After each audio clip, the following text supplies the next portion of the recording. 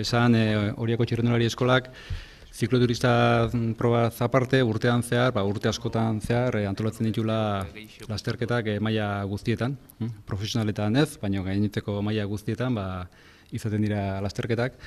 Eta orain zikloturista tokatu zaie. Aipatu, ekainaren 29an izango dela, goizeko 8etan irtera emango zaio probari, eta bi ibilbide egongo dira. Bat luzea, 189 kilometro ingurukoa, eta bestea motza, 58 kilometro dituena.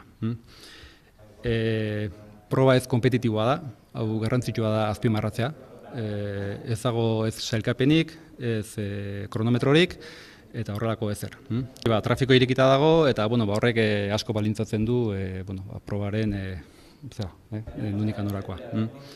Eta gero gure aldetikan saiatuko gara seguridade edo ziurtasun maila altuak ematen probari, asistentzia mekanikoak eta izango dira, anoa guneak ere noski izango dira, denera 4 puntutan uste dut daudela jarrita, eta mediku, ambulantzi eta behar den guztia gure esku izango da.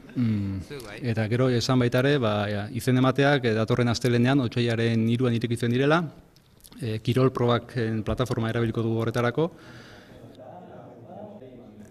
Errekorrido honek zer dauka berezia. Naiz eta karretera leku gutxitan mugitu, aukera asko ematen dizu, txirrindulariei leku desberdinetatik ibiltzea eta jendeari ikustea juteko. Zer okurritu zaigu?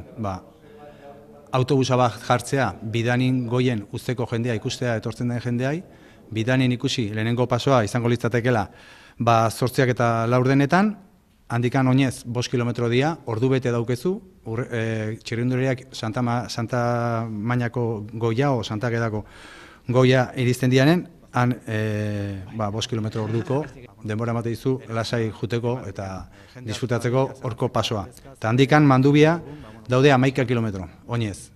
Da guk egingo genuke da, Mandubiako webgunean jarriko dugu telefonoa, nahi duenak deitu eta han restaurantea dago. Hori kostua izango litzateke 6 euro. Eta horregatik baita ere inskripzioaren istura izango litzateke ekainean batean, horrela jakingo genuke autobuseka jarriko genuken, ala ez. Baina hala eta guztiz ere, oinezko rekorridoa markatuta egingo litzateke.